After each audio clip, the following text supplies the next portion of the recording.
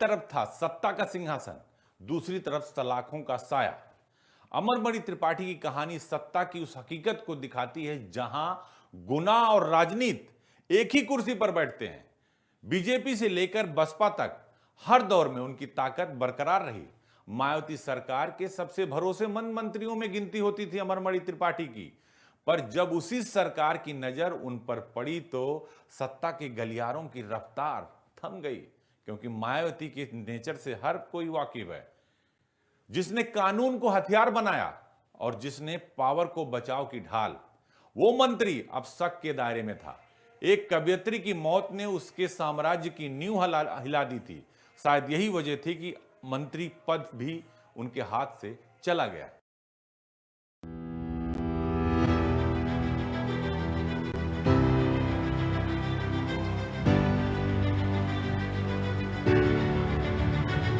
उस वक्त अमरमणि त्रिपाठी प्रदेश की मायावती सरकार में कद्दावर मंत्री थे।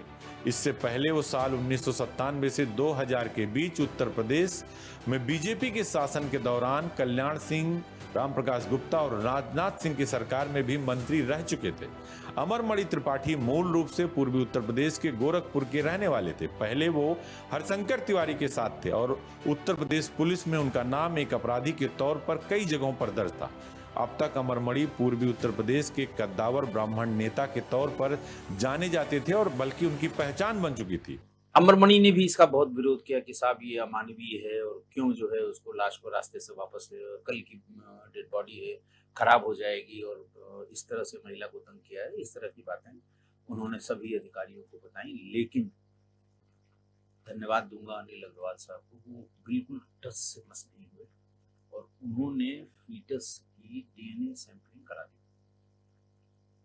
और यही डीएनए सैंपलिंग थी फीटस की जिसके कारण सीबीआई ये मुकदमा आगे ले जा सकी सीबीआई। और इसमें सीबीआई ने उनको और उनकी पत्नी को उनको सजा दिलवाई, लोअर कोर्ट से भी, हाई कोर्ट से भी और सुप्रीम कोर्ट से भी।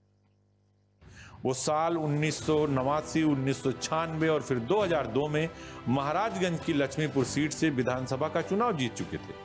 मधुमिता की हत्या के अभियोग के बाद भी साल 2007 में वो नौतनवा सीट से विधानसभा चुनाव जीतने में सफल रहे थे। उस समय मुख्यमंत्री के प्रधान सचिव और अब कांग्रेस के वरिष्ठ नेता पीएल पुनिया ने बताया था कि एक बार मीडिया को इंटरव्यू में एक जिक्र कर चुके थे कि मायावती शुरू में अमरमणि त्रिपाठी को बहुत मानती थी। अमरमणि बोलते बहुत कम थे, लेकिन उन्हें अपनी बात रखनी आती थी। उन्होंने इस मामले में अधिकारियों पर दबाव बनाने की भी खूब कोशिश की थी। लाश का अंतिम संस्कार तब तक नहीं होगा जब तक कि यहाँ पर उसका रीपोस्टमार्टम नहीं हो जाता।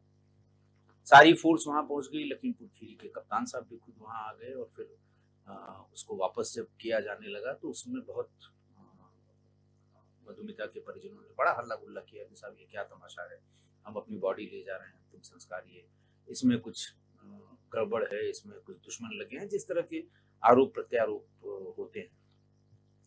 बहरहाल वो बॉडी वापस लाई गई। रीपोस्टमार्टम की एक एप्लीकेशन आईयू यानी इंस्पेक्टर महानगर की तरफ से सीएम को दी गई कि साहब इसके फीटस की सैंपलिंग कर ली जाए।